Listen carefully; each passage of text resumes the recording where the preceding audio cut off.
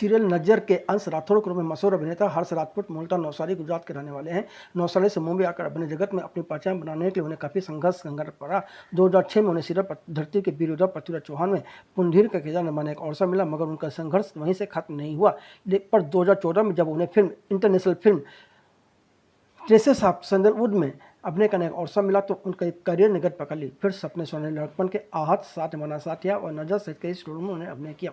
अब 8 अगस्त से Colors channel पर प्रसारित होने जा रहे सुपरनेचुरल पावर वाले सीरियल पिशाचिनी में वह राखी किरदार में नजर आने वाले हैं। इसी संदर्भ में हम फिल्मी संगम चैनल पर आज हर्ष राजपूत से बातचीत कर रहे हैं। हर्ष राजपूत जी, फिल्मी संगम चैनल पर आपका स्वागत है। Thank you so much. ये हमारी पहली मुलाकात में आपसे जानना चाहूँगा कि ये अभिनय का चस्का कैसे लगा, नौसारी में क्या गतिविधियाँ थी, आपके फैमिली बैकग्राउंड में क्या कला का माहौल था? ये मेरी मम्मी का सपना था। अच्छा। और कहीं ना कहीं ये बाद में मेरा भी सपना बन गया। बचपन से ही मैं कल्चरल एक्टिविटीज़, डांसिंग, ड्रामेटिक्स, इसमें बहुत ही रुचि रखता था और मैं स्कूल की टीम में भी था, स्कूल में भी पार्टिसिपेट करता था इन सब कल्चरल एक्टिविटीज़ में। तो बचपन से ही कला के प्रति काफ़ी मेरा झुकाव रहा है। मैंने भरतनाट्यम वगैरह भी सीखा हुआ, 4 साल का ये सीखा हुआ है। और पहले से ही मॉम एक कमर्शियल आर्टिस्ट रही है, मम्मी जी जो हमारी। अच्छा, क्या करती थी? पेंटिंग वगैरह करती थी और थोड़ा बहुत एक्टिंग भी की है उन्होंने कॉलेज में जब थी तब। तो मेरा सपना बन गया है और फिर मैं मुंबई शहर आया 16 साल की उम्र में और तब से लगा हुआ हूँ काम करने के लिए। नौसारी से जब मुंबई आप आए तो शुरुआत में किस तरह के आपके संघर्ष थे, क्या तकलीफें आई आपको? बहुत सारी स्ट्रगल्स थे। पहले तो मैं अपने परिवार में से, अपनी जनरेशन में से पहला एक्टर हूँ जो इस लाइन में आया हुआ हूँ। कहीं ना कोई किधर से भी कहीं से इस लाइन से कोई जुड़ा हुआ नहीं है मेरे फैमिली से। तो बहुत ही डिफ़िकल्ट रहा था मेरे लिए, बहुत ही लैंग्वेज बैरियर था मेरे लिए सबसे पहले तो जब मैं नवसारी से मुंबई आया, क्योंकि यहाँ पर मैंने देखा है कि काफ़ी लोग इंग्लिश में बात करते हैं, कॉन्वर्सेशन जो करते हैं वो इंग्लिश में करते हैं। जब मैं कॉलेज में आया था ऐसा नहीं कि मुझे इंग्लिश नहीं आती थी, पर वो कॉन्फिडेंस नहीं था मुझ में कहीं ना कहीं कि एक कॉन्वर्सेशन में पूरा कर सके। एक हिचक रहती है कहीं ना कहीं। हिचक भी रहती है और आप में उतना कॉन्फिडेंस ही नहीं रहता है कि आप आगे जाके बात कर सको किसी से। तो वो एक बहुत बड़ा प्रॉब्लम था। पर धीरे धीरे दोस्तों के साथ फिर मैंने जैसे भी इंग्लिश बोलूँ, मैंने इंग्लिश बोलना शुरू किया। मैंने बोला नहीं, ये तो इसे तो तोड़ना ही पड़ेगा वरना ये बैरियर रह जाएगा। सही बात। तो वो एक था। फिर किसी को मैं जानता नहीं था जो इस इंडस्ट्री में, या फिर इस इंडस्ट्री का कोई तरीका नहीं है पहले तो, कि ऐसा कोई प्रोसेस नहीं है कि जैसे आप नॉर्मली पढ़ाई करते हो, मास मीडिया ग्रेजुएट बनते हो या फिर आपने बिज़नेस एडमिनिस्ट्रेशन किया तो आप बिज़नेस में जाते हो। इसमें ऐसा कोई प्रोसेस नहीं।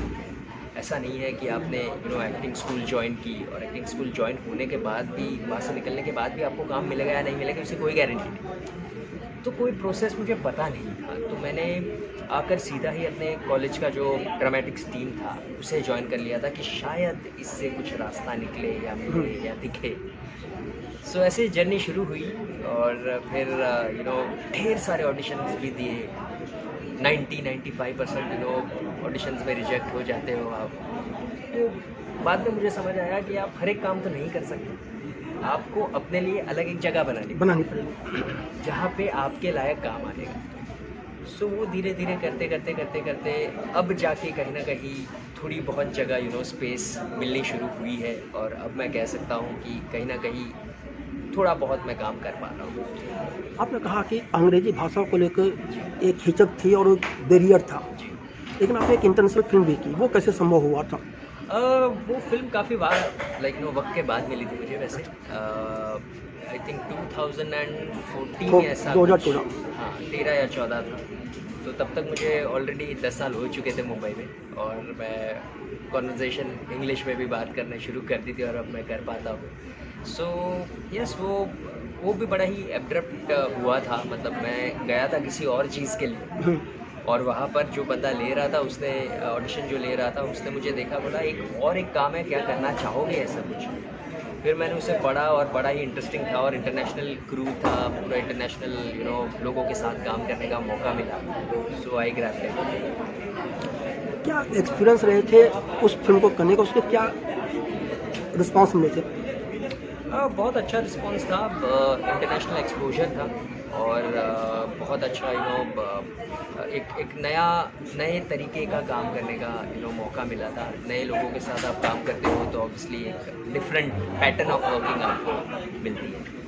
तो वो जो उस फिल्म से जो एक ट्रेनिंग मिली, एक आपको मिली होगी, उसका बाद में करियर में किस तरह से फ़ायदा हो रहा है?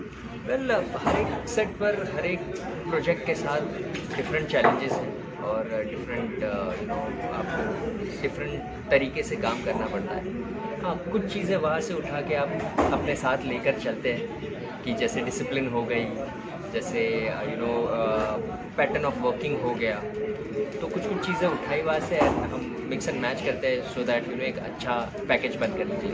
तो अब तक का जो आपका करियर रहा है उसमें टर्निंग पॉइंट्स क्या रहे? टर्निंग पॉइंट एक तो जब मैं एड्स करता था तब बहुत बड़ा टर्निंग पॉइंट था मेरी लाइफ में कि एक अलग तरीके का मुझे प्रेजेंट करना किया गया। फिर फिल्में जब ये इंटरनेशनल फिल्म की थी तब एक टर्निंग पॉइंट था। टीवी जब मैंने शुरू किया करना तो वो एक अच्छा खासा टर्निंग पॉइंट मिला था कि अब घर घर में पहुंचा हूँ। चलिए, मुझे बताइए कि एक लंबा करियर होने के बाद आप पिशाचिनी आप कर रहे हैं, मुझे लगता है कि आपका ये पहला अलग तरह का सीरियल होगा। जी। इस सीरियल से जुड़ने की क्या वजहें आपको समझ में आई? वेल, एक तो पिशाचिनी का जो स्टोरी लाइन है वो बड़ा ही इंटरेस्टिंग था।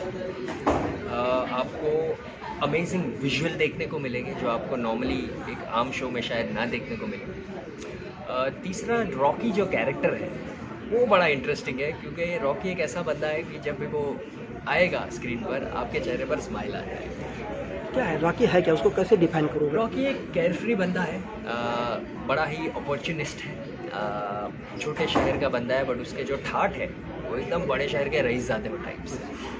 अपने परिवार से बहुत ज़्यादा प्यार करता है, साथ ही साथ सुपर नेचुरल पावर में बिल्कुल बिलीव नहीं करता है। उसे ऐसा है ही नहीं कि ऐसा कुछ है यहाँ पर, वो उसमें मानता ही नहीं। पर जैसे जैसे चीज़ें आगे बढ़ेगी वैसे वैसे इसे रियलाइज़ होगा कि क्या चीज़ें हो रही है लाइफ में और क्या नहीं। आप निजी जिंदगी में कितना यकीन करते हैं सुपर नेचुरल पावर में? मेरा ऐसा मानना है कि जहाँ पर भगवान है वहाँ पर शैतान है। हर सिक्के की दो साइड है। अब एनर्जीज़ है जो आपको फील होती ही, और वो एनर्जीज़ में मैं बिलीव करता हूँ कि पॉजिटिव एनर्जी है या नेगेटिव। इस सीरियल में आपके साथ दो एक्ट्रेस हैं, नायरा बनर्जी और जिया शंकर। उनके साथ वर्किंग के आपके अनुभव क्या है? बहुत ही अच्छा एक्सपीरियंस रहा है। हम पिछले 1 महीने से शूट कर रहे हैं। हमने एक स्केड्यूल चैल में भी किया था और दोनों बहुत ही अमेजिंग एक्ट्रेसेस तो है ही है, साथ में बहुत अच्छी ह्यूमन बीइंग्स भी है। हम पहली बार जब शूट कर रहे थे चैनल के एक डिजिटल शूट के लिए मिले थे, हमें बिल्कुल ऐसा नहीं लगा कि हम पहली बार शूट कर रहे हैं साथ से। हमारा आइस ब्रेक कर दिया था हमने और ऑलरेडी हम बहुत मस्ती मजाक से शूट होता है। नहीं तो बाकी सीरियल करना और एक हॉरर सीरियल में एक्टिंग करना, उसमें क्या फ़र्क आपको महसूस हुआ? बहुत ज़्यादा डिफ़िकल्ट है, ये चैलेंजिंग है क्योंकि आप इन शोज़ में ऐसी सिचुएशंस में आते हैं जहाँ जो आपको रेगुलर सिचुएशंस नहीं होती। आप रियल लाइफ में शायद पिशाचिनी कभी देखेंगे नहीं, तो बड़ा ही चैलेंज हो जाता है एक एक्टर के लिए कि आपको इस जॉनर को इतना कन्विक्शन के साथ आपको पेश करना है। वो जो कन्विक्शन लाना होता है उसके लिए आपकी तैयारियाँ क्या होती हैं? कन्विक्शन आई थिंक बिलीफ है, ट्रस्ट है, राइटर्स पे ट्रस्ट है और कहीं ना कहीं एज एन एक्टर आपको ये ट्रस्ट करना पड़ता है अपने आप पर कि आप जो डिलीवर कर रहे हैं उसे लोग अपनी कन्विक्शन से माने। चलिए, आपने भरतनाट्यम सीखा हुआ है तो वो आपके एक्टिंग में कहाँ और कैसे मदद करता है? 9 भाव है, पूरा जो 9 रस है, 9 के 9 रस काम आते हैं एक्टिंग में और कहीं ना कहीं पूरी जो दुनिया है ये 9 रस पे टिकी है। फिल्मों में कुछ कर रहे हैं आप? नहीं, फ़िलहाल कुछ नहीं कर रहा हूँ। फ़िलहाल मेरा पूरा डेडिकेशन पिशाचिनी के लिए है जो कि कलर्स पर आने वाला है 8 अगस्त से रात 10 बजे। तो धन्यवाद हर्ष राज जी फिल्म संगम से बात करने के लिए।